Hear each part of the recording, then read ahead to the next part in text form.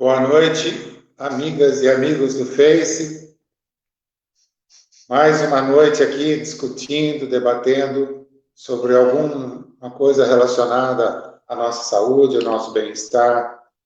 Sempre de quinta-feira, às 7h30 da noite, a gente começa uma live sobre algum assunto interessante para você.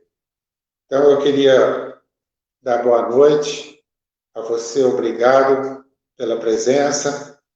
Logo, logo eu vou chamar aqui os meus dois convidados especiais, principalmente um fisioterapeuta. Hoje é dia da gente discutir sobre exercício durante essa pandemia, exercício dentro de casa, dores, nós vamos discutir um pouco sobre dores, prevenção de doenças, o benefício do exercício e tudo mais relacionado ao exercício, fundamental para a nossa saúde. E é com muito prazer que nós vamos receber o Dr. Daniel Paduano, mas ele vai entrar daqui a pouco. Depois eu também falo o currículo dele. Eu queria chamar a atenção, pessoal, que toda semana a gente tem discutido aí um assunto muito interessante em relação à nossa saúde. Discutimos lá atrás com o Dr. Marcílio o tratamento dessa doença terrível que está nos abalando e abalando o mundo, né? E a gente discutiu o tratamento, porque o Dr. Marcílio tem uns cases de sucesso lá na UTI dele, na clínica dele. Depois nós recebemos o Dr. Tiago, que também trabalha lá em São Paulo, num hospital que tem muitos pacientes, ele tem uma experiência boa, nos trouxe a experiência dele. O Dr. Tiago também é cardiologista. Depois teve a discussão da automedicação com a doutora Janaína. E semana passada tivemos a discussão da parte psicológica, que foi muito interessante, muitos questionamentos, muitas pessoas interagindo. Depois a gente ficou respondendo 2 dias depois, e a experiência foi muito válida com todos esses profissionais. E hoje a gente, para completar esse ciclo de cuidados durante a pandemia, em relação à vida saudável durante a pandemia, a gente trouxe hoje um fisioterapeuta, que é um especialista que eu conheço, de renome, muito competente. E para você, para a gente debater aqui, é lógico que eu vou dar meus palpites aqui do ponto de vista cardiológico, do ponto de vista médico, e vai entrar também o Luciano Malpelli, que é nosso amigo, que sempre está conosco todas as quintas. Pessoal, vou dar um aviso. Quando o profissional não pode vir de quinta, aparecer, né? Ele vai estar na casa dele, mas quando ele não pode fazer a live de quinta, nós vamos mudar, ou para quarta, ou para sexta, dependendo do profissional, dependendo do amigo que vai nos fazer companhia aqui sobre algum assunto. Então, fiquem atentos, a gente sempre publica no WhatsApp, no Face, no Instagram, o que nós vamos falar e o dia. Então, gostaria que você também convidasse os seus amigos, compartilhasse, e, se possível, marcar um amigo, 2, para que todo mundo saiba dessas informações que a gente traz, que é importantíssima. E, com isso, nós vamos girar mais, ter mais questionamentos, isso é bom, esse debate é bom. Eu queria também contar para vocês que agora a gente tem um canal no YouTube. Você vai poder entrar lá no YouTube, lá, já foi posto na tela, você entra, clica lá e você vai poder assistir os vídeos que você eventualmente perdeu desde o início desse ciclo de vida saudável na pandemia. É isso que a gente pretende, é informar, dar a você, amigo e amiga, mais informação de como viver melhor nessa, entre aspas, guerra contra esse vírus, né? e agora, e principalmente que muitos têm que trabalhar e tomar todos os cuidados, né?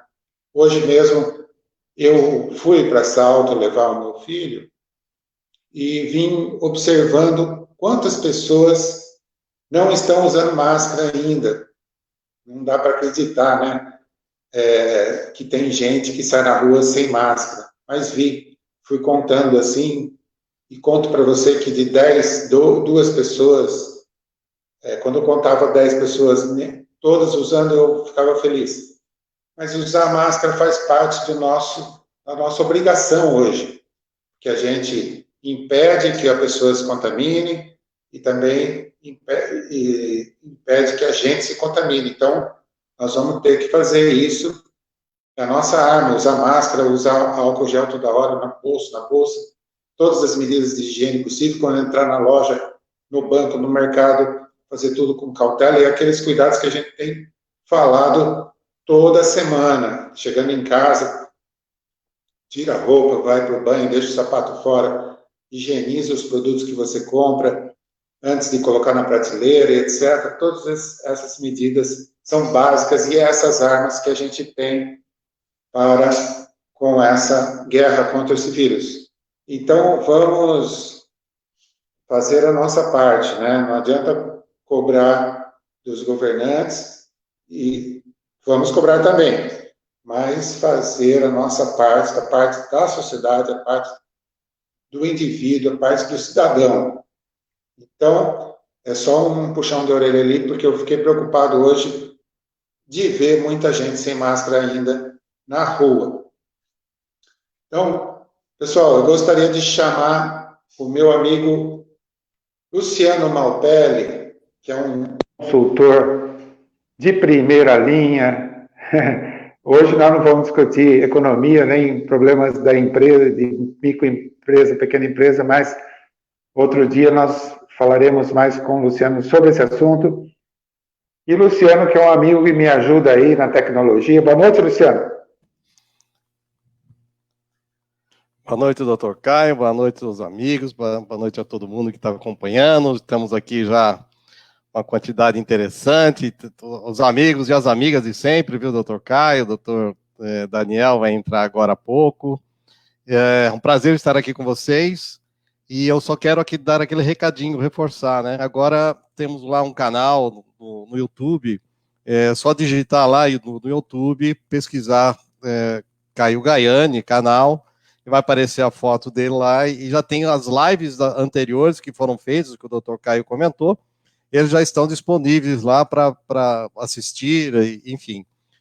Podem ser questionados, podem ser trabalhados da melhor forma que vocês acharem possível.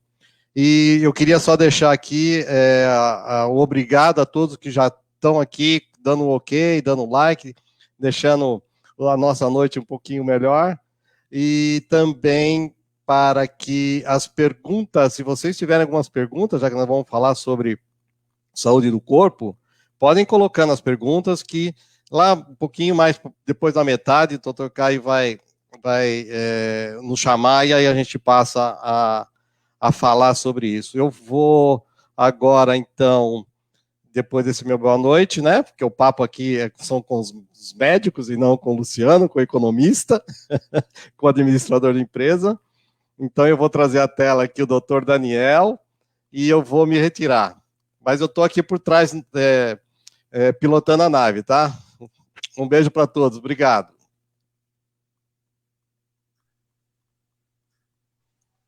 Doutor Daniel Paduan, muito bem-vindo à nossa live. Eu gostaria, Daniel, antes de você falar, de contar para o pessoal que está assistindo, nossos amigos e amigas, do seu currículo. Vou dar uma resumida aqui, Daniel. Doutor Daniel, fisioterapeuta, osteopata, especialista em anatomia e imagem, formado em osteopatia na Escola de Madrid. E fisiologia do exercício, especialista em dor crônica também. Dr. Daniel Paduan, muito bem-vindo, Daniel. Eu que agradeço o convite. Eu também sou professor do curso de osteopatia da Metrocamp, né, aqui em Campinas, e agradeço por estar nessa live. É a primeira vez que eu faço uma live, né? Se der algum problema aí técnico, me avisa para mim também já conseguir acertar aqui.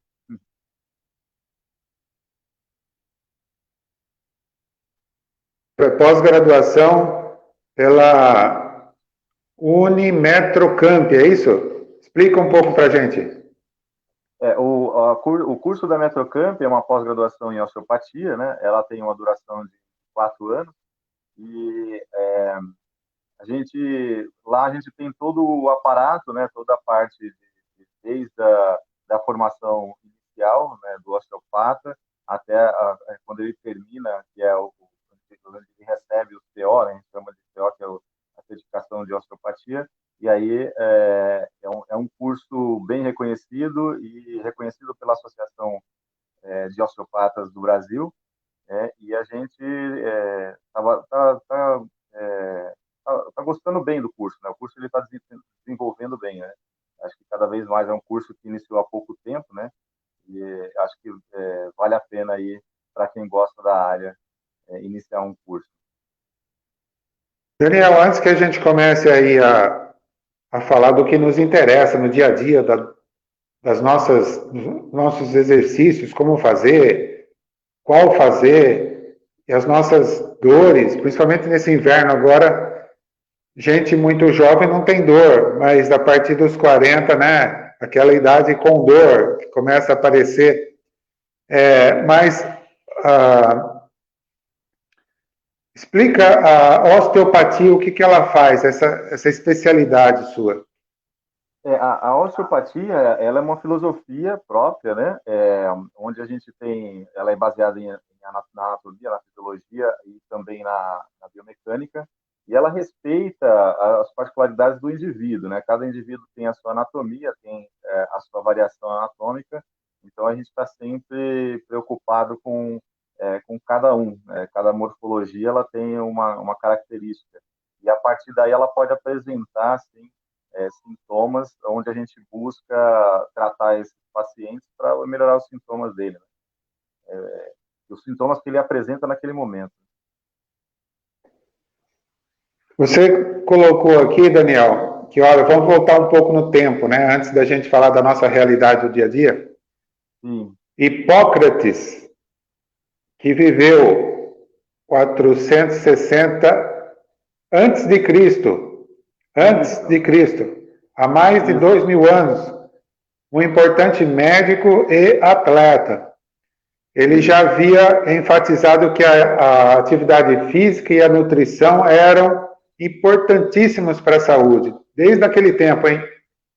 Desde aquele tempo, ali ele já demonstrava a necessidade da atividade física como forma de limpar, né? Ele mostra isso, né? Limpar o organismo, né? Tirar os oxidantes do organismo. E a alimentação também contribui para isso. Então, é fundamental que a gente dê o crédito, né, para o Hipócrates, porque justamente ele é um dos homens que iniciou os estudos a partir daí, né? A gente vai tocar num assunto aqui que também gostaria de falar um pouco, tem a ver com a minha área, né? Que é a prevenção, principalmente cardiovascular. Sim. E a gente tem falado até, Daniel, que nessa época de pandemia, que muita gente fica em casa e não faz exercício, e muita gente está com medo de ir no médico. Então, você vê, às vezes, aquele pronto atendimento, a UPA, o pronto-socorro de vários hospitais, nem sempre lotados, como a gente via no passado, antes da pandemia, né?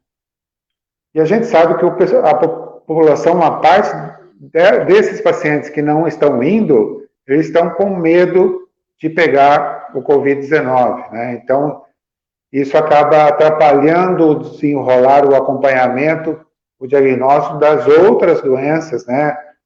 como a próprio infarto, a hipertensão, a diabetes, tudo isso que já existia, de repente começou a diminuir o paciente, porque ele está com medo de procurar o médico. Aí você cita que nos Estados Unidos, a American Heart Association colocou a falta de atividade física como um fator de risco, não é isso?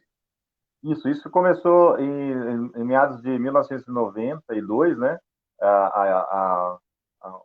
Nos Estados Unidos, e a partir dali eles perceberam que a inatividade física era um dos fatores de risco para doenças cardiovasculares. Então, eles começaram a observar que alguns fatores eram necessários ser tomados e não deixar o paciente inativo, né? Aí, a partir de 1994, no Centro de Controle de Infecção, né, Centro de Controle de Prevenção de Doenças, a partir daí eles começaram a observar que o indivíduo que fazia atividade física, ele se previnia das doenças cardiovasculares, né? Então, aí eles instituíram, junto com o Colégio Norte-Americano também, uma diretriz para ser seguida, né, para os próximos anos. E lembrando que em 1996 é onde começou as Olimpíadas, né, de Atlanta. Então, a partir daí foi onde começou o pessoal a buscar a fazer atividade física. Então, ali teve um pico de atividades físicas, principalmente para as pessoas desportistas, né? Pessoas que não são esportistas, né? Eu queria aproveitar o gancho, Daniel, e falar para o nosso amigo e amiga do Face que o cardiologista gosta de bater nessa tecla da prevenção, né? Então, lembrando ao ouvinte, nosso amigo, a nossa amiga, que os riscos, os fatores de riscos em relação à doença cardiovascular são hipertensão arterial, então quem tem pressão alta, diabetes, história familiar de problemas de coração, de acidente vascular cerebral e etc. Colesterol alto também junto com triglicérides, é bom sempre de rotina avaliar isso, pelo menos uma vez por ano, quem tem normal, quem tem alterado, daí precisa um acompanhamento mais de perto. E o tabagismo, que é o principal inimigo aí da artéria coronariana, né, da artéria do cérebro. Então, aqueles que fumam têm que largar de fumar e o resto dá para controlar, menos a história familiar. E o Daniel está trazendo aí a ênfase do exercício, né, junto com esses fatores de risco aí, para a gente tomar cuidado com isso. Então, pessoal, quem tem pressão alta dá para controlar, quem tem diabetes dá para ter um controle, não tem cura, mas tem controle. Colesterol alto também dá para controlar, triglicérides, e dá para parar de fumar, e dá para fazer exercício e ter uma vida mais saudável. É isso que a gente quer enfatizar hoje. Daniel, você tem uma pesquisa, né, nacional de saúde que mostrou alguma coisa que você quer contar para a gente em relação aos adultos. Isso. A partir dessa época, né, quando começou esses estudos, lá em 96, mais ou menos, eles observaram que a Organização Mundial da Saúde, ela preconiza que as pessoas façam atividade física, justamente porque de 20% a 30% dos pacientes existe existe doença crônica. Então, ou seja, da população inteira, de 20% a 30% tem doença crônica e que precisa ser controlada, né? E essas doenças, elas são as diversas, né? Então, os pacientes que apresentam, por exemplo, tabagismo, né, como o doutor falou, etilismo, hipertensão alta, né, dislipidêmicos, né, os diabéticos, os obesos e também os de estilo sedentário, né? Porque às vezes estilo de vida sedentário, o paciente ele tem hábito, ele não tem nenhum hábito ruim e nenhuma uma comorbidade, mas só o fato dele não fazer atividade física, ele já vai predispor alguma doença futuramente. E também, com relação à avaliação médica, eu acho que muitos dos pacientes que eu observo dentro do consultório, eles falam, mas eu tenho que fazer uma avaliação médica, né? Então, as avaliações médicas, principalmente do cardiologista, ela não tem que ser um empecilho, né? Um obstáculo ali para ser feita. Ele passa lá, faz a avaliação e a prescrição sai, né? O doutor sabe mais que eu, que vai sair aí a prescrição para ele fazer atividade física, e se ele tiver alguma intercorrência, é necessário, às vezes, fazer um outro exame, mas que ele siga esse padrão, porque a gente consegue reverter algumas doenças cardíacas, principalmente os coronariopatas, né? Quando você inicia a atividade física, a atividade física libera algumas substâncias importantes para melhorar a elasticidade das artérias, né? Então, acho que isso é uma coisa fundamental. Então, a gente consegue reverter algumas doenças, e isso com acompanhamento do médico e também de um profissional da área, né? Um educador físico, um fisioterapeuta no início, que tem ali uma doença aguda, né? O paciente às vezes teve um infarto do miocárdio, é necessário que a gente atue como na fisioterapia cardiorrespiratória, e depois esse paciente ele vai aos poucos sendo inserido numa atividade física por um profissional, né, um educador físico. Nós estamos chegando lá onde o pessoal vai mais perguntar e questionar de como fazer essa atividade física em meio a uma pandemia, né? Mas vou voltar um pouco na teoria aqui e saiba, pessoal, que eu e o Daniel, a gente conversou um pouco antes, lógico, para fazer essa live, e os assuntos, as dicas batiam, porque ele estuda lá a filosofia do exercício, fisiologia, e eu aqui como estudo a cardiologia. Então, a prevenção a gente tem recomendado para prevenir as doenças cardiovasculares, principalmente infarto, hipertensão, AVCs ou derrames, como queira, pelo menos 30 minutos por dia durante 5 vezes na semana. Eu tenho falado isso para os meus pacientes. Não sou eu, Daniel, que a gente chegou em consenso aqui, não. São as instituições, a Associação Médica Brasileira, a Associação Médica, Organização Mundial da Saúde, todos recomendam isso. Então, 5 vezes na semana, meia hora por dia, pelo menos. E se você só pode fazer uma caminhada em frente à sua casa, no seu prédio, faça meia hora por dia, 5 vezes na semana. Isso vai dar 150 minutos por semana. Então, a gente pede para o paciente ter uma meta de 150 minutos por semana. Ah, choveu um dia, eu não fui. Ah, eu estava com preguiça. Ou alguma coisa aconteceu. Você compensa no final de semana. E não deixa de cumprir aqueles 150 minutos por semana. Aí você vai ter um benefício cardiovascular muito bom e prevenir muitas doenças. E também a imunidade vai ficar mais forte para combater essas viroses aí. Tô certo, Daniel? Isso, perfeito. E lembrando também, doutor, que quando a gente inicia uma atividade física com uma frequência, o que acontece? As nossas células, alguns linfócitos, eles começam a ser produzidos em maior escala. E isso faz com que a imunidade aumente, né? Então, a atividade física diária, por assim, 20 minutos, de 20 a 30 minutos, eu sei que assim, muitas vezes é difícil a pessoa fazer ali 30 minutos de exercício, mas 20 minutos de exercício já é o suficiente para que o metabolismo dela aumente e que essa cascata de hormônios ela vai sendo liberada, e aí a própria imunidade dela também melhore, né? Então, isso dá para fazer em casa, dá para fazer com poucos utensílios também, né? Às vezes, com o próprio corpo, a gente consegue fazer algumas atividades sem ter que ter o peso, sem ter que ter instrumento para fazer isso.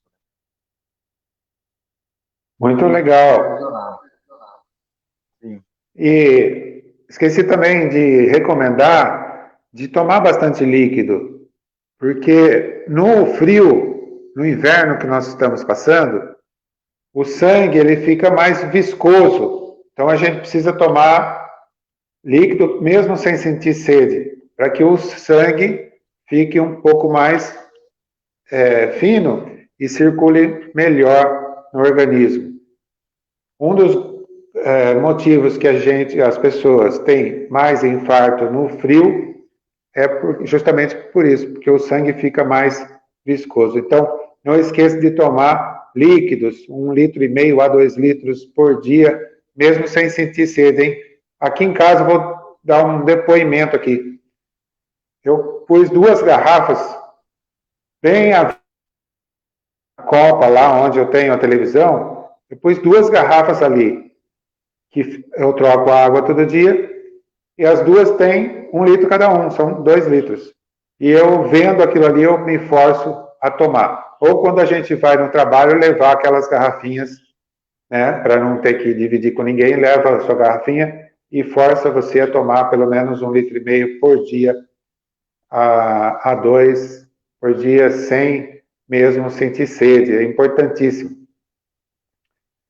Daniel, mas então vamos voltar ao assunto. O pessoal está em casa, está nessa pandemia, está preocupado, está em frente à televisão, vendo notícia ruim. A maioria das pessoas, né?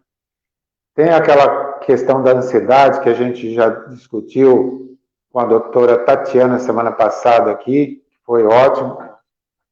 E a gente precisa fazer atividade, pelo menos meia hora por dia, como você falou. Mas dá algumas dicas aí de que atividade, né? Será que a gente pode ligar o YouTube e ver alguma aula lá no YouTube, no tapete, no chão da sala? Ou quem não tem YouTube, sei lá, pôr uma música e dançar? O que você recomenda, Daniel? Eu acho que é importante a gente ter um profissional de base, né? Hoje em dia tem o recurso de usar o Meet, fazer uma teleconferência com o professor, né, de educação física. Uma atividade supervisionada hoje, ela até está sendo muito mais vantagem, né, do que você, por exemplo, tentar ver atividades pelo Facebook, pelo YouTube, né? Porque os canais, eles mostram só a atividade como ela tem que ser feita, mas as correções, principalmente a correção corporal, a correção onde o aluno ele está fazendo uma atividade errada, né? Porque isso vai impactar, por exemplo, a gente chama de tilt, ou movimentos que não devem ser feitos, né? Dentro da atividade. E esses movimentos, sim, vão começar a gerar pequenas alterações, a gente chama na osteopatia de disfunção, e essas disfunções, disfunções estruturais, vertebrais, e elas vão começar a gerar dor. E fora que quando você tem a supervisão de um profissional, ele vai tirar esses tilts, esses movimentos que não devem ser feitos, né? E aí, isso pode ser feito via aplicativo, né, virtual, ou mesmo presencial. Tem alguns educadores que estão indo às casas, né, principalmente para fazer o serviço de personal. O serviço de personal, ele sendo feito em ar livre, sendo ele feito num ambiente onde o professor vai manter uma distância, né, e o professor higienizando ali os aparelhos que ele traga, né, isso é fundamental. E lembrando que eu tenho a minha personal e ela faz isso, hoje mesmo ela veio, né, e aí ela explica isso para a gente de uma forma que, como tudo é novo, né, de que a gente aceite, porque isso era feito em loco, no box, né, onde a gente fazia as atividades. Só que com essa pandemia houve essa necessidade dela se deslocar de lá para cá. Então, é isso que eu acho que é fundamental, né? A supervisão de um profissional. Porque senão, vamos supor, se o aluno ele começa com os 3 princípios básicos, né, da atividade física, que é o componente do exercício, o que você vai utilizar, o modo e o tipo de exercício, a frequência da prática, Então, esses componentes, daí vem a duração, vem a intensidade. Vamos supor se ele aumenta demais a intensidade, ele vai se lesionar. Ou se a duração é muito grande, aí ele faz um dia de 40 minutos, no outro dia ele faz 30, ou no outro dia ele não faz nada. Lembrando que quanto maior a intensidade da atividade física, maior a liberação de ácido lático, e o ácido lático ele é o resultado da oxidação do músculo natural, né? Uma oxidação natural do uso dele. E o ácido lático ele acaba gerando o que uma irritabilidade, principalmente nos nossos receptores, que seriam como se fosse as terminações nervosas. Então a pessoa faz uma atividade de uma intensidade muito alta, aí no outro dia ela não faz nada. Por quê? Porque ela excedeu a intensidade. Então, isso tudo, o professor de educação física ele vai dosar essa necessidade. Né? Daniel, eu gostaria de dar um depoimento aqui. Antes da pandemia, eu sempre fiz exercício, né? Confesso a vocês que não era assim todo dia, mas eu procurava fazer todo dia. É como eu falei, às vezes compensava, ficava com consciência pesada, se de segunda a sexta não fiz, compensava no final de semana, alguma coisa assim. E eu ia aqui numa academia perto de casa e eu sentia, isso antes da pandemia, né? Eu sentia que eu estava bem, né? O exercício promovendo aquele bem-estar, disposição, né? E eu ficava despreocupado.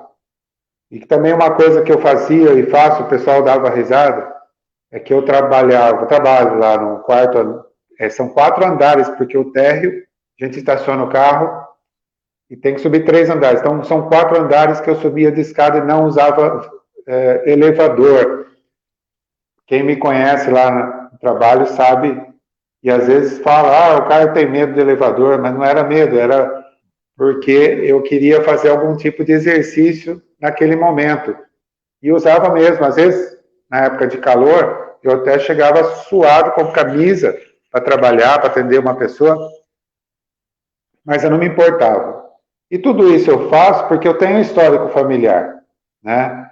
Tenho a consciência, se eu não fizer, eu não vou, até não ia dormir bem.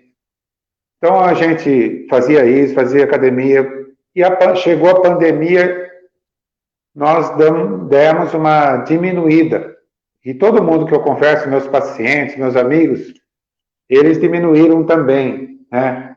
E, Daniel, começou a aparecer algumas dores, né? Isso é comum aparecer para quem para as atividades físicas? Isso é comum porque, assim, o corpo ele estava adaptado a um movimento. Né? Cada corpo ele tem a sua anatomia, conforme eu falei no começo. Então, vamos supor, se eu tenho pequenas diferenças no organismo, no seu organismo, por exemplo, essas diferenças elas começam a aparecer. Então, vamos supor, eu tenho a coluna um pouquinho mais alta, uma perna mais alta de um lado e uma mais baixa do outro. Então, essas alterações posturais, elas vão se somando com as dores. Então, você vai perder na fibra muscular, perdeu a fibra muscular, aí o que vai acontecer? Essas alterações elas vão começar a aumentar e aí exigir da sua energia, da sua carga, né? A gente chama de carga alostática. É como se fosse a bateria do celular. Então, ela vai exigindo a bateria do celular do corpo. Então, aí o que vai acontecer? Aí há um descompensamento das estruturas, né? E aí essas disfunções elas começam a salientar e aí dá problema. E por isso que a dor muscular ela parte dessas alterações. O músculo já vai perdendo a fibra muscular e aí ele vai começar a compensar. Eu tenho um ilíaco ou uma coluna um pouquinho menor de um lado em relação ao outro, e aí essa dor ela vai começar a se aparecer, mas não necessariamente ela é uma patologia. Muitas vezes ela é uma dor musculoesquelética, às vezes de uma leve síndrome facetária, que seria quando uma faceta articular da coluna vertebral toca a outra, e aí ela começa a desencadear a dor. Então, a partir daí, precisa-se de um profissional osteopata para que faça o ajuste necessário, libere essa face, libere esse músculo, para que não tenha problema dessas dores recorrentes. Queria colocar quando que a gente precisa de uma avaliação médica e cardiológica antes de começar a fazer o exercício. No meu ponto de vista, você vê lá no consultório, a gente faz até com jogadores, né, que vão querer jogar futebol, principalmente que é um exercício muito intenso, e a criançada vai lá para fazer atividade física. A gente sabe também que quem tem histórico familiar de problemas cardíacos deve ter avaliação desde a infância. A gente, até com 2 anos de idade, quem tem um histórico muito forte, 2 anos de idade, alguns até têm que dosar o colesterol, se o histórico familiar é importante. E você acha que todo mundo, então, antes de fazer uma atividade física, deve ter uma avaliação médica? Eu acho que sim, porque assim, aí onde a gente pega alguns pacientes que estão assintomáticos para doença cardíaca, principalmente infarto do miocárdio agudo, sem inespecífico, né, idiopático, então você consegue, de repente, triar esse paciente para saber se ele tem uma arritmia, né, porque os exames eles podem ser desde do teste de esteira, né, um teste de pirométrico, que aí ele vai ser mais específico. Então, ele vai tentar ali, de alguma forma, o teste de esteira é mais simples, né? Porque você consegue ali simular uma caminhada, simular um trote, uma corrida, mas o teste espirométrico ele já é um pouco mais avançado. Então, ele acaba dando ali algumas informações do excesso, né, da atividade física do aluno, e aí, a partir daí, ele dá subsídio para o cardiologista para poder ali prescrever ou fazer alguma intervenção para evitar um infarto miocárdio. Agora, eu acho que é importante a avaliação inicial para se tirar todos essas informações, né, que ficam mais nebulosas, né, principalmente, vamos supor, o senhor tem a histórico de família de problema cardiovascular. Se do decorrer da vida, né, tem uma atividade física regular, então vai se diminuindo a chance de ter um problema. E se caso tem, muitas vezes ali você consegue, o coração está tão apto, né, para fazer passar por uma intervenção, né, colocação de stents, colocação desses instrumentos que o pessoal usa, né, que eu sei que a doença cardíaca ela pode ter um problema durante como posso dizer assim, um procedimento cardíaco, né? Então, se o coração está apto, ok, a pessoa passa por ali sem problema nenhum. Se ele está fragilizado, aí não tem como, né? Aí o risco é maior, né? Então a necessidade é maior. Mas como base, no primeiro momento, isso sendo feito antes, né, com o exame antes, acho que vale a pena, sim. Bom, deixa eu dar uma entrada aqui, atrapalhar um pouquinho essa conversa que está muito boa. Mas aqui, doutor Caio, vamos dar um oi para quem está aqui, já chegou faz tempo, e já começaram algumas perguntas, né? Então, eu vou passar aqui as perguntas. O boa noite aqui vem lá da Ana Maria Ramos, da Creuza dos Santos, a Gigi Santos, vamos falar rapidamente, a Rosana Andretta, a Helenir, a Deise Martins, a Adriana RB, o Gabi Forte, que é a Renata Stefenoni, a Cleusa de Santo, todo mundo está dando boa noite para o doutor Caio, para o doutor Daniel, a Cleusa do Santo, Ana Maria Ramos está comentando aqui que tem tem muita gente ainda sem máscara, isso é um grande problema. Ana Maria também dando boa noite para o Luciano, boa noite. E o Wilson Leonardo está dando os parabéns aí ao querido amigo dele, o doutor Gaiani, né? Que mais? A Flávia também está aqui, a Flávia Gaiani, boa noite, dona Flávia, doutora Flávia. A Maria Zilda Cesarotto dando boa noite. E vamos passar para o Gabi Forte aqui, está dando boa noite também para o grande mestre Daniel, doutor Daniel, a Antonieta Araújo, super mestre Daniel. Tá bem, hein, Daniel? Doutor Daniel, nós só trazemos gente boa aqui, viu? Então, é um grande prazer encontrá-la aqui. A Vitória Castellani Brischi, ela também dá o grande mestre Paduan, um excelente profissional, professor e pessoal, um exemplo, uma grande admiração que ela tem. Aí vem a primeira pergunta, é para o doutor Caio, acredito. A Adriana, ela fala o seguinte, ela teve uma arritmia cardíaca há algum tempo, ela não toma mais medicamento.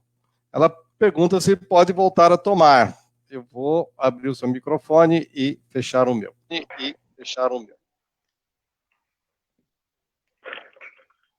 Quem está perguntando? Adriana. Adriana, é o seguinte, a arritmia cardíaca é um tópico, é uma subespecialidade dentro da cardiologia e ela tem vários tipos de arritmia. Então, para você ter uma ideia, são livros e mais livros para a gente estudar. Tem cardiologista que faz uma subespecialização, que então passa a estudar mais a arritmia e desenvolver algumas técnicas de tratamento da arritmia. Aliás, tem um procedimento que se faz em cardiologia, só para curiosidade, tem um procedimento que se faz em cardiologia que chama ablação, que é o único procedimento que cura algum problema cardíaco, porque os outros problemas cardíacos, assim, tem tratamento, tem controle, às vezes a pessoa tem, às vezes não tem, mas o que cura mesmo é esse procedimento que chama ablação. Cura 100%. Mas é um determinado tipo de arritmia, que outro dia a gente discute mais sobre esse procedimento. Mas então, sobre a arritmia, tem arritmia simples, que às vezes é uma extrasístole, é um batimento extra do coração que a gente tem, mesmo as pessoas normais podem ter, então isso é o mais simples. E tem as arritmias mais complexas, como eu falei, que às vezes precisa desse procedimento, que é invasivo, ou às vezes um remédio mais forte. Então precisa ver o tipo de arritmia. Mas quem tem, sempre precisa estar cuidando, né? Indo no cardiologista regularmente, cada 3, 4 meses, para estar avaliando essa arritmia. Muito bem, então vamos seguindo aqui. O Marcos Pires está dando boa noite, informações importantíssimas de Cartapati, dando oi para o doutor Caio. Ana Maria Ramos, ela diz o seguinte, e se ela fizer só caminhadas, adianta também ou não? Eu acho que a pergunta é para vocês dois, né? Vamos passar para o doutor Daniel, depois o doutor Caio, tá bom? Ok. Estão me ouvindo bem? Eu troquei o microfone. Tá ouvindo bem? Ok, então, acho que assim, a atividade ela tem que ter uma intensidade, ela não pode ser só a caminhada ali de qualquer forma, né? Então, eu sempre sigo um exemplo que eu dou para os pacientes, é assim, se você caminhar observando a sua frequência respiratória, né, o como você respira, né, e isso tiver um sincronismo com o seu passar, com a passada, eu acho que aí você começa a fazer uma atividade um pouco mais aeróbica, né? Então, aí, o que vai determinar se a intensidade dessa atividade é o quanto que eu faço isso e quantas repetições eu vou fazer isso. Então, se eu faço isso num intervalo de tempo de 20 minutos, ok, né, já é uma atividade. Agora, se eu faço isso no intervalo de 20 minutos, dando trotes e respirando, aí já começa a aumentar a intensidade. E a partir daí, começa a virar um exercício aeróbico. E aí, isso vai ter um gasto energético importante, né?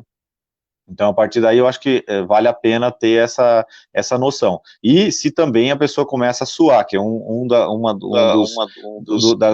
dos efeitos, né, da atividade física, é você começar a suar. Significa que você aumentou o metabolismo e começou o gasto energético.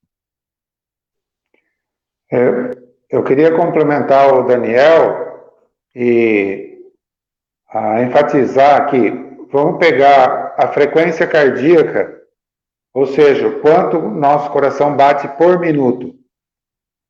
Então, em repouso, ou seja, não fazendo exercício, do jeito que a gente está aqui, né, assistindo a live, nosso coração deve bater entre 60 e 100 batimentos por minuto. É lógico que quando a gente faz uma atividade física, vai acelerar isso. E a Ana Maria perguntou da atividade física, da caminhada. É a mais simples que a gente pode fazer, né? Mas a gente, para ser uma caminhada eficaz, mesmo que seja 30 minutos, ela tem que aumentar a frequência cardíaca. Senão, passa a ser uma caminhada ineficaz, né? Daí, nós temos uma regrinha. E existe uma frequência cardíaca, ou seja, o quanto o coração bate por minuto, que é a frequência cardíaca máxima, que é calculada assim, 220 menos a idade. Então, cada um faz a sua conta aí. 220 menos a idade dá uma frequência cardíaca máxima. Para vocês terem uma ideia, quando a gente faz aquele teste ergométrico na clínica cardiológica, você dá alguns dados para o médico, para o pessoal que está lá, e eles jogam no computador. E quando você está na esteira, aumentando a velocidade, aumentando a inclinação, quando você atinge a frequência cardíaca máxima, o médico é obrigado a parar o exame, porque não é benéfico para o coração ter uma frequência cardíaca muito alta, ou seja, frequência cardíaca máxima.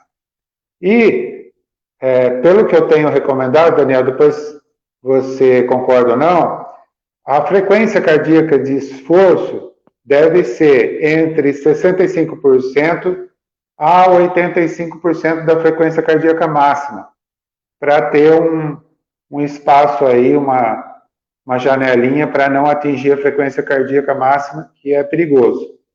Aí a pessoa, como que eu vou saber? Né, vai perguntar isso, como que eu vou saber a frequência cardíaca? Tem gente que tem aquele reloginho, né, que tem várias marcas, daí olha, você está fazendo a caminhada, fazendo exercício, você está sabendo quanto está a frequência cardíaca.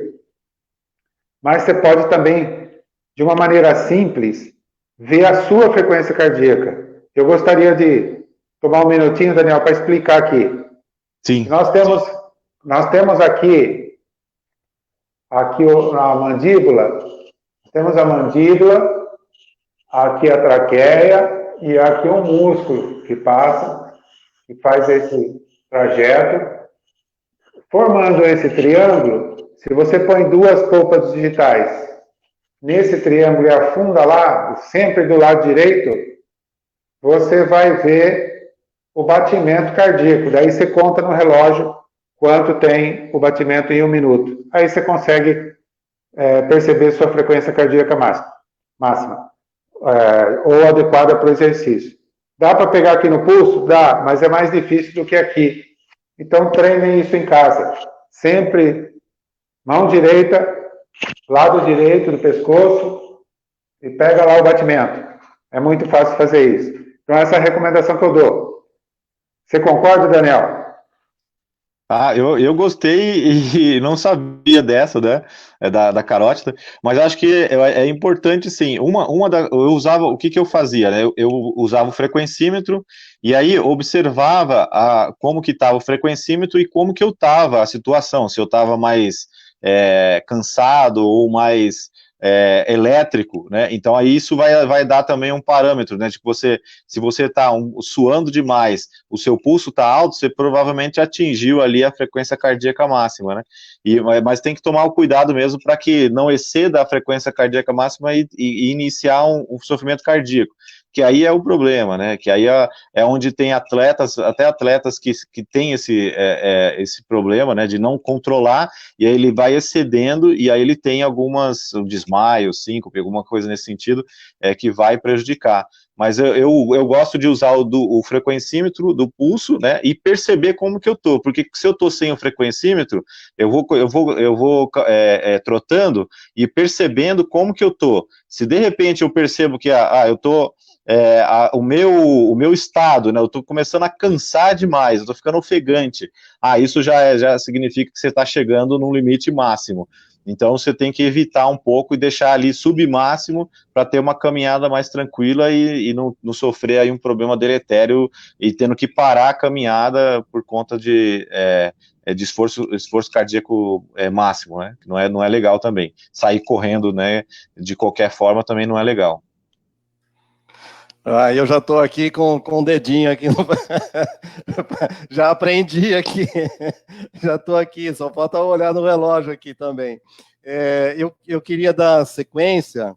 A Antoniela Araújo, ela diz o seguinte: tem muitos educadores físicos e fisioterapeutas atendendo por videochamada. E como o professor Daniel, falou, é importantíssimo que sejam feitos com supervisão de um profissional para evitar que a atividade seja feita de uma forma errada. Ou seja, tem que ter, não adianta só pegar o YouTube, assistir uma live, então tem que ter um acompanhamento. É assim, doutor? Isso, porque assim, o que acontece? Eu já atendi paciente que iniciou nessa pandemia, paciente saudável, bem tranquilo, e aí o que aconteceu? Ele começou a fazer atividades físicas sem a orientação, e evoluiu para quê? Para uma tendinopatia do calcâneo, né, principalmente pegando o músculo da batata da perna, né, para falar o mais comum, mais simples, e aí a tendinopatia dele estava tão aguda e tão grande, que aí eu perguntei, qual que foi a atividade que você fez? Ele foi fazendo corda, pulando corda, como se fosse assim, sem especificidade nenhuma. E aí ele começou a fazer 40 minutos de pula de corda. Então isso aí excede a necessidade. Então ele tem que fazer, parar, pausar, né? E aí fazendo outros tipos de atividade, justamente porque o professor ele vai falar, você vai fazer 10 repetições de corda, mais 10 repetições de flexão de braço, mais 10 abdominais. Isso já é o suficiente, e fazendo um round, né, fazendo uma série, já é o suficiente para uma atividade, né? Agora, vamos supor, fazer 40 minutos de corda sem saber, ele acaba evoluindo para uma canelite mesmo. E o problema disso é que, assim, demora um pouco para tratar, e muitas vezes ele para a atividade e no fim ele só fez 40 minutos de atividade e não fez mais nada. Então não é adequado, né? Por isso que e aí o que ele viu? Ele viu que no YouTube tem o vídeo que o cara consegue fazer double under, né? Que é o movimento de corda, mais ou menos ali por quase 40 minutos. Mas isso aí é o extremo, né? Então eu não acho recomendado. Então ele precisa do profissional justamente para ele trilhar o quanto que ele vai fazer, a intensidade e o volume. Doutor Caio, quer falar alguma coisa? Eu queria dizer que nem sempre, né, as pessoas têm, isso seria o ideal, o que o doutor Daniel está falando seria o ideal, isso é top de linha, né, é o ideal que a gente faça, tenha a orientação do profissional. Mas tem muita gente que está em casa e está precisando fazer algum tipo de atividade física e faz. Eu acho que pode fazer uma atividade física leve, como pôr uma música e dançar, ou seja, não ficar parado, não é, Daniel? Você concorda? Não ficar parado, isso que é terrível. Nosso corpo foi feito para se movimentar, para agitar, para ter um movimento. Então, ficar parado, que não, a gente não deve. Então, essas coisas mais leves, tipo uma dança, uma caminhadinha leve, eu creio que quem não tem problema, até o Daniel citou aqui alguns problemas, né, de diabetes, hipertensão, tabagismo, dislipidêmico, obesidade, etilismo, tudo isso, quem tem isso tem que tomar mais cuidado, lógico, né? Mas essa pandemia a gente tem que procurar se movimentar. Sim. Então, Vamos emendar aí o papo, as respostas, os ensinamentos dos senhores. A Alice, ela está falando, fazendo a pergunta, lógico, quem tem osteopenia na coluna pode fazer musculação, é possível, não é? Então, a osteopenia, Alice, ela é uma degeneração dos ossos, né? E o que acontece? Os ossos eles começam a ficar frágeis. Isso é um problema. Só que, da mesma forma que essas enzimas que degradam o osso no processo natural, elas também são regredidas com atividade. Só que aí tem mais um adendo, é a atividade física supervisionada por um profissional que entenda desse tipo de patologia, porque você não pode também exceder num aparelho de musculação a sua força máxima, porque aí você vai provocar uma fratura. E muitas vezes na osteopenia existe a fratura espontânea, porém, quando você tem a atividade, o efeito da atividade, porque o que ela promove? A atividade física, ela pega os nossos íons de cálcio, que estão circulantes no organismo, e começam a agregar no osso. Então, ela reduz ou elimina o efeito da osteopenia. Né? Então, é importantíssimo, e lógico que, assim, a maior quantidade de cálcio não está só no osso, está no músculo, né, e algumas fáscias. Então, quando você começa a fazer atividade física, você gera um efeito que a gente chama de efeito pisoelétrico, que é esse de levar um elétron mesmo, né, e mais uma molécula de cálcio, ela vai se ligar ao osso, e aí vai começar a voltar a ossificação, né, ao depósito de cálcio voltar para o próprio organismo. E o contrário, né, a falta de atividade vai degradar mais, porque o organismo entende que você não utiliza aquele osso, então ele vai falar, olha, eu explico assim para os alunos, né, se você não está usando o osso, qual que é a função natural? Eu vou parar de produzir ele, então aí vai degradando naturalmente. Doutor Caio, algum comentário? Eu só queria ressaltar aqui que eu separei junto com o Dr. Daniel, antes de começar a live, alguns cuidados, né, que a pessoa, alguns sinais e sintomas que a pessoa pode ter fazendo uma atividade física, e se tiver, melhor parar e ter uma avaliação, que é a dor, algum tipo de dor, desconforto no peito, né, que pode ir para a mandíbula, ou para os braços, irradiar para os braços, ou tronco, falta de ar em repouso ou no repouso em exercícios leves, tontura, dispneia, que é falta de ar, edema, né, inchaço no tornozelo, nos pés, palpitação, como a gente falou, ou aceleração muito intensa do coração, claudicação intermitente, que é uma dor intermitente, não é isso, Daniel? Na região da batata da perna? Pode formar um trombo, né? Aí, sendo um trombo ali, a pessoa ela precisa... e isso não acontece só em idoso, não. Acontece em pessoas mesmo que têm algum distúrbio metabólico da agregação plaquetária, né, da coagulação sanguínea. Então, ela pode desenvolver. Eu tive um caso de um rapaz que tinha feito uma correção de LCA, de ligamento cruzado anterior, e aí, provavelmente, ele tinha uma síndrome dessas, né, e aí ele fez um trombo e teve que ir para o pronto-socorro, e isso é uma pessoa absolutamente normal, atleta, né, atleta, assim, não atleta profissional, mas competidor de futebol, desses de bairro, e aí ele acabou evoluindo com uma trombose venosa profunda, e isso é importante porque necessita de uma avaliação médica imediata, que é uma urgência, né? Muito bem, vamos seguindo aqui, nós estamos com 1 hora de live, olha que coisa interessante, a gente não vê o tempo passar, tem tanta informação boa que nós estamos recebendo. Então, eu vou passar aqui, tem mais 2 ou 3 perguntas, e aí a gente vai intercalando com os boa noites e tal. A Adriana está na tela aí, devo fazer caminhadas no meu ritmo, tenho que fazer no meu ritmo, ou exceder o ritmo, o doutor Caio comentou agora. Você quer fazer algum complemento, doutor?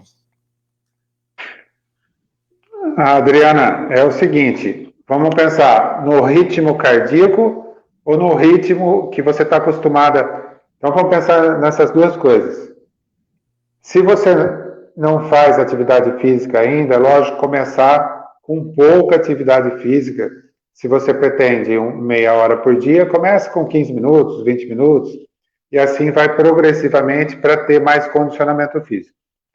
O ritmo cardíaco, a gente falou daquela regrinha de calcular a frequência cardíaca máxima e depois tirar aquela porcentagem de 65% a 85% desta frequência cardíaca máxima, é porque nessa faixa aí o exercício passa a ser mais eficaz.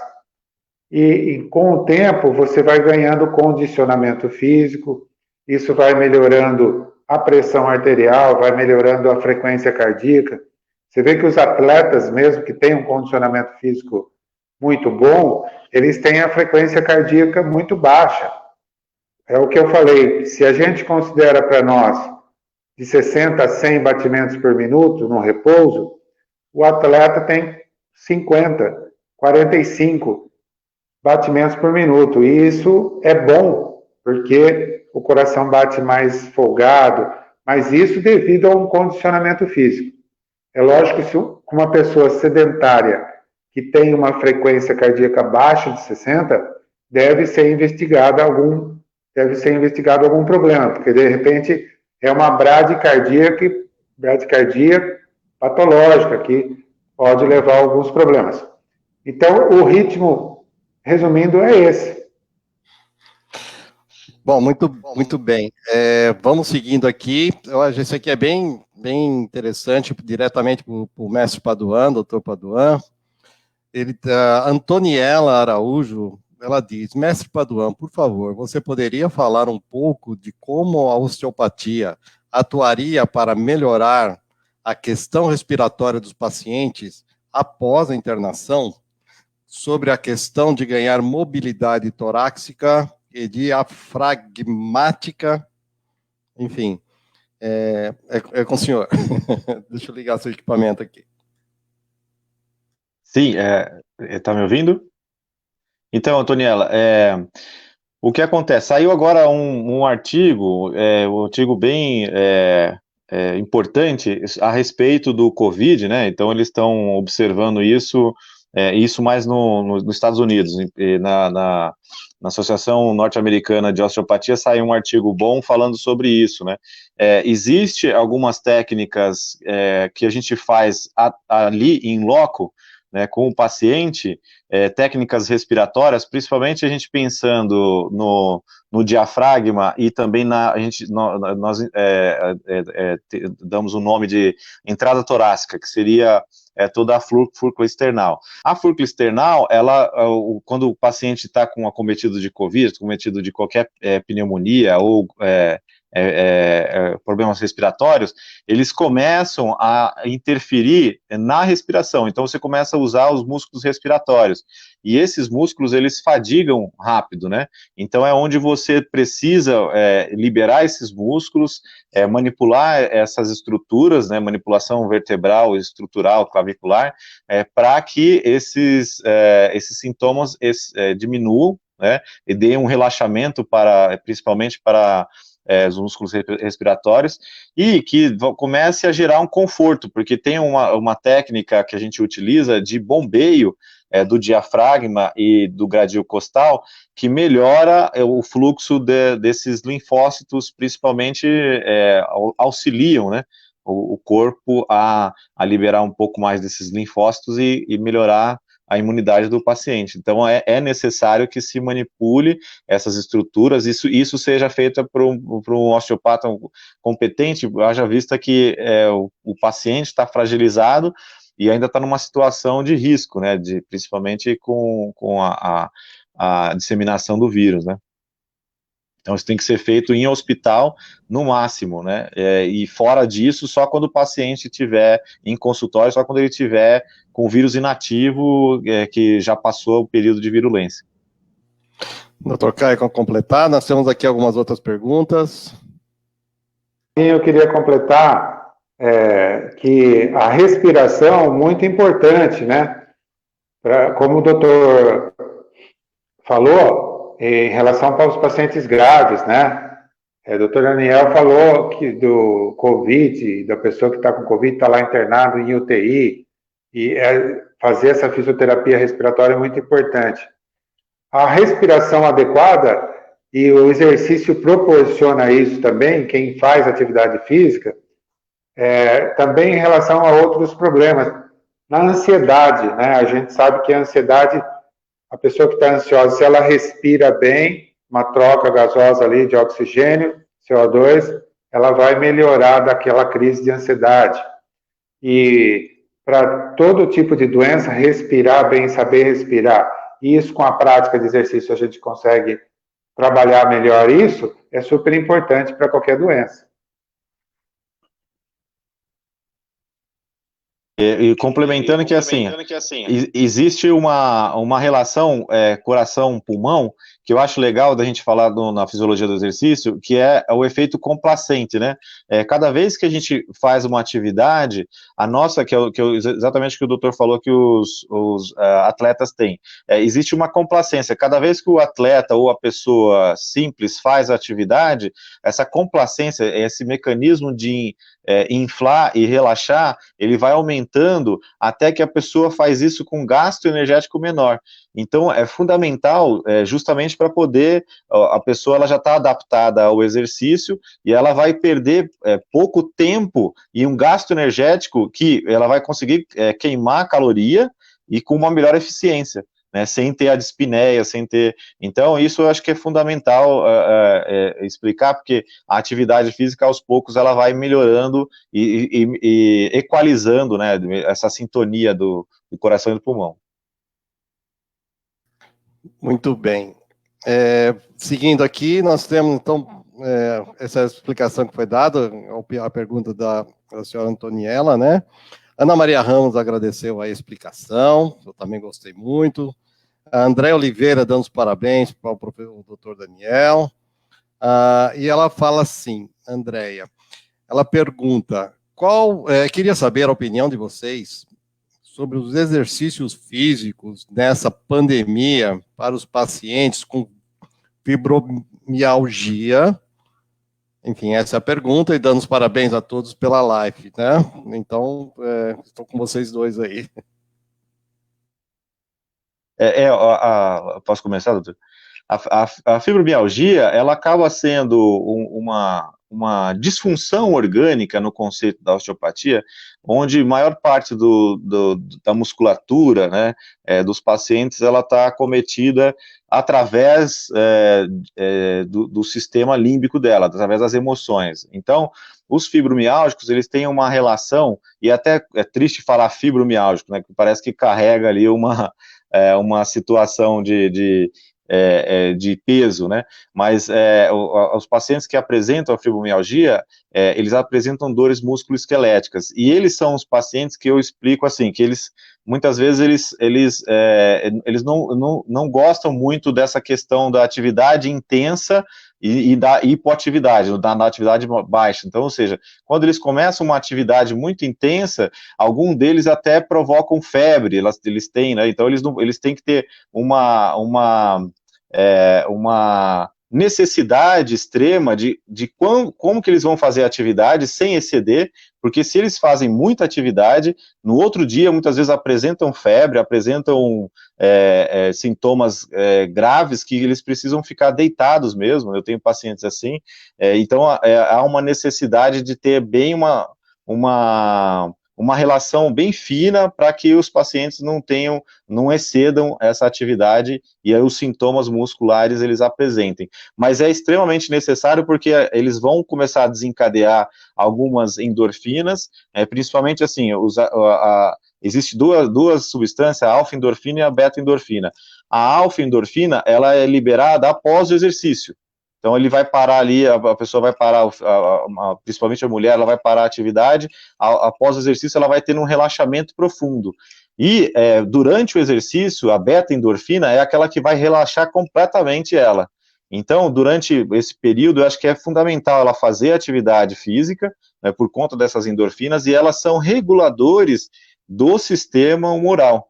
Elas que vão regular o sistema humoral, que seria o como que a pessoa está se sentindo, que essas pessoas elas são bem fragilizadas, emocionalmente, né? Então é necessário que ela faça uma atividade moderada, né, de leve a moderada, para que não exceda demais, para não ter esses sintomas musculares agudos, né? Que senão ela não faz nunca mais, e ela começa a ter uma aversão à atividade. Muito bem. Doutor Caio, quer complementar? É por isso que é bom trazer sempre um convidado competente, que a gente acaba aprendendo com ele, né? Tá completo. Parabéns, doutor Daniel. Então, sem dúvida nenhuma, a gente acaba sabendo muita coisa, aprendendo muita coisa, não é verdade? Então tá lá, Benedita Aparecida Nogueira dando boa noite, Antoniela Araújo agradecendo aí o esclarecimento do doutor Daniel. Aí entra o Luciano querendo fazer uma pergunta, podemos? Não. a minha, vamos deixar na outra imagem aqui que fica melhor. A minha pergunta é o seguinte, as dores no corpo, elas são causadas, eu percebo isso, aqui eu já estou me mexendo, é que as dores no corpo, elas são, às vezes, pela forma com que você senta, como é que você... Eu fico no sofá, eu acabo me esticando um pouquinho e tal. Quando eu vejo, já passaram-se meia hora, uma hora, e ao levantar, parece que o corpo todo está meio quebrado. Eu estou naquela linha de raciocínio que os senhores comentaram aí, que é naquela da certa idade. Aí, que eu posso fazer para eliminar, além de não ficar tanto tempo sentado, doutor Daniel, e depois eu também, o doutor Caio me ajuda aí nessa dúvida cruel. O que seria legal, assim, Luciano, as atividades de alongamento, elas ajudam, elas são necessárias, só que, assim, o alongamento, ele é pior ainda, porque o alongamento mal feito, aí sim ele vai gerar mais lesão. Então, ele precisa ser feito por um profissional. Então, quase que ali do seu lado mesmo, né, a gente tem as atividades de alongamento em diversas áreas, né, principalmente no Pilates, nas danças, né, nas atividades de aeróbicas, dessas que o pessoal faz de dança dentro das academias, só que como hoje a gente não está podendo fazer, então o alongamento ele não pode exceder a intensidade do músculo.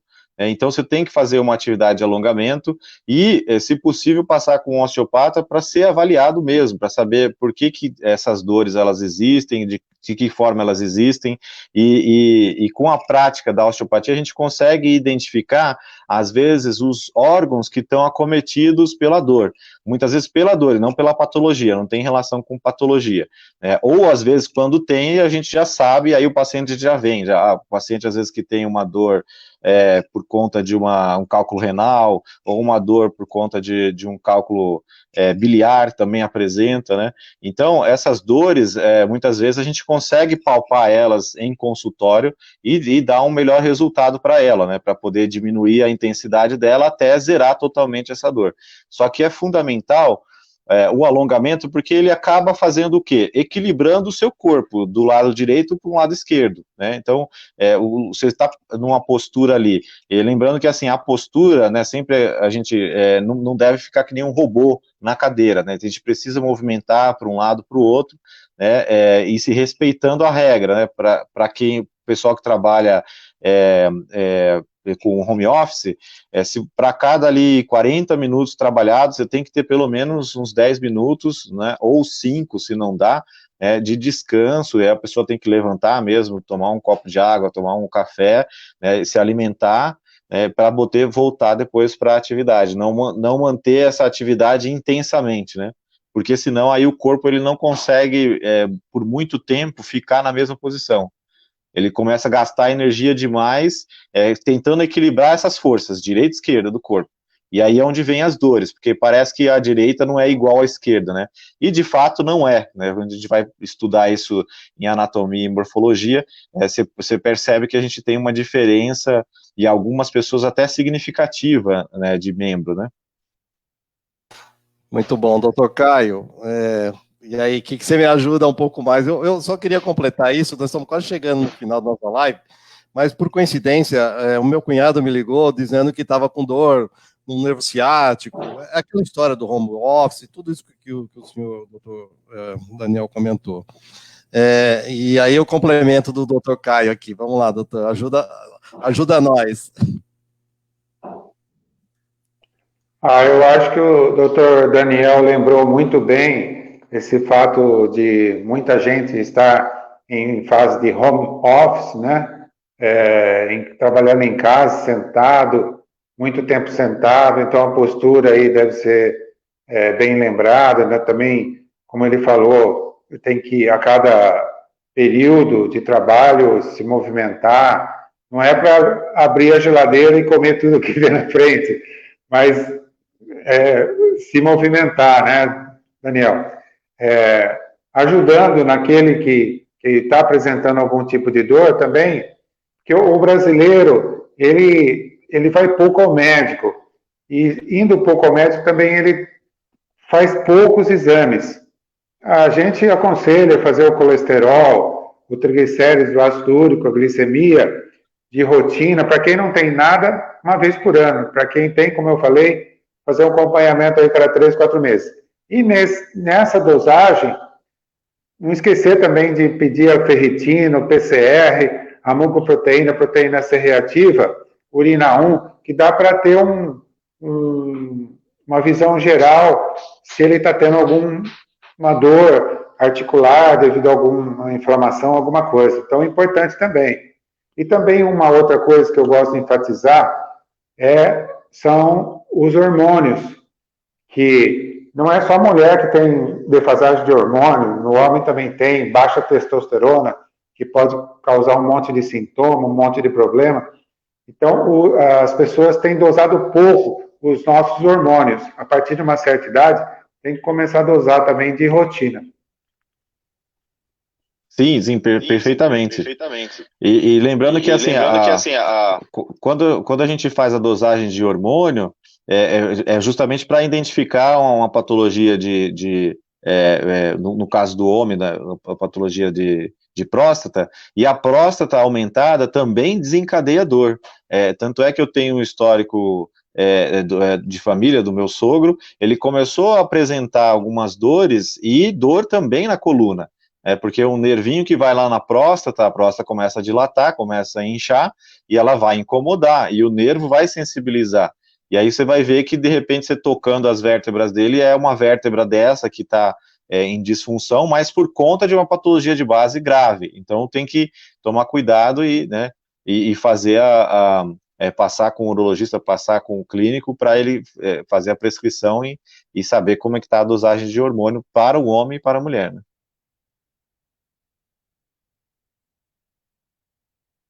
Aqui. Muito bom, nós estamos aqui, às vezes dá um pane aqui na nossa nave, sabe? Um controle aqui, mas assim, estamos chegando aqui a 1h20 de conversa, estamos chegando, então com isso nós estamos chegando ao final, tem muita coisa que particularmente eu mesmo gostaria de perguntar, né, sobre o trabalho do osteopatia, as atividades com os ossos e dores musculares e tal, mas eu acho que agora nós temos que ir chegando ao final, né, doutor Caio, e com isso nós costumamos, doutor Daniel, pedir para os nossos convidados deixar uma mensagem aqui, que o nosso programa é um programa de vida saudável, né, de acordo com a saúde do corpo, então você deixar para a gente aqui, o senhor deixar para a gente aqui uma mensagem de vida saudável,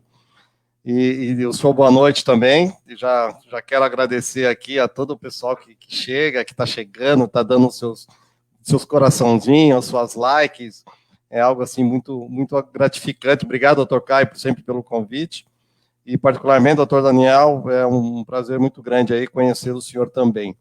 Então, eu vou me despedindo de todos, um beijo no coração para todo mundo, boa noite, beijo. Fiquem com Deus, e aí passo a palavra para o doutor Daniel, e depois o doutor Caio faz um encerramento. Fiquem todos com Deus e muito boa noite. Obrigado.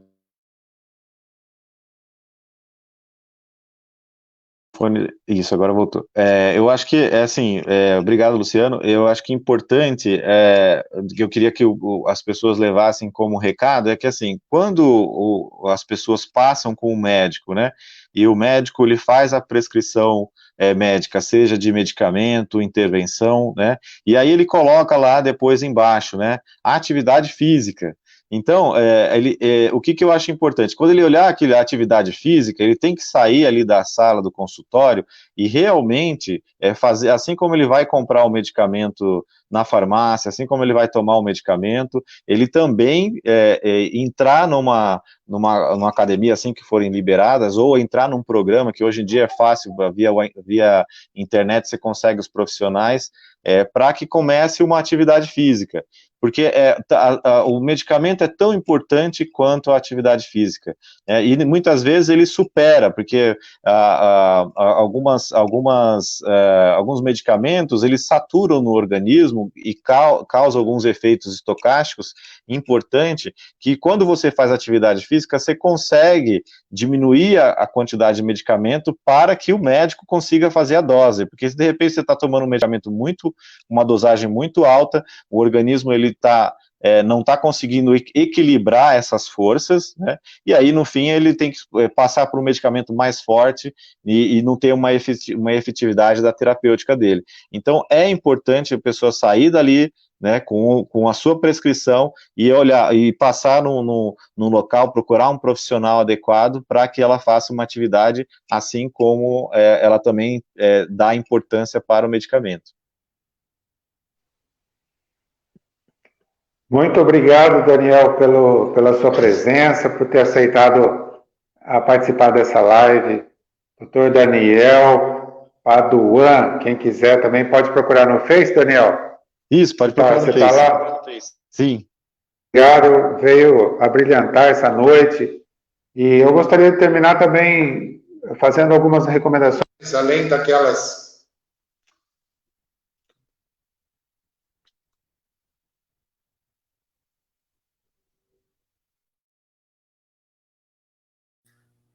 Olá, eu acho que caiu o sinal do Dr. Caio, deve ter caído.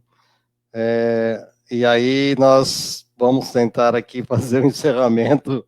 Olha a responsabilidade que eu tenho hoje de fazer um encerramento. Eu vou trazer aqui o Dr. Daniel para não assumir esse risco sozinho, até o Dr. Caio estar conosco novamente, né? Então... Conexão, caiu a conexão. Estamos nós aqui. Isso acontece, né? Fazendo encerramento, daqui a pouco o doutor Caio retorna.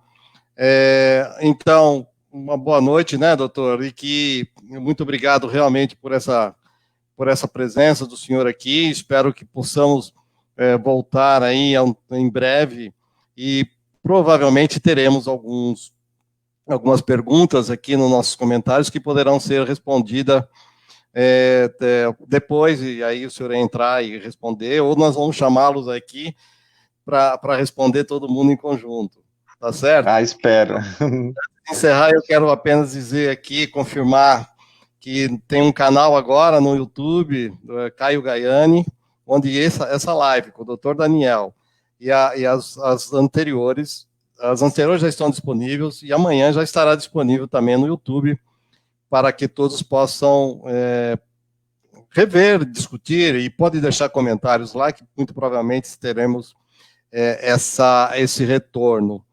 Então, nós dois, doutor Daniel... Boa noite. Fica com Deus. Muito obrigado, fiquem todos com Deus e muito boa noite. Depois o doutor Caio aparece para dar um tchau aqui, numa outra live. Sim. Hoje. Boa noite. Tchau, fica com Deus. Um grande para todos. Amém. Tchau.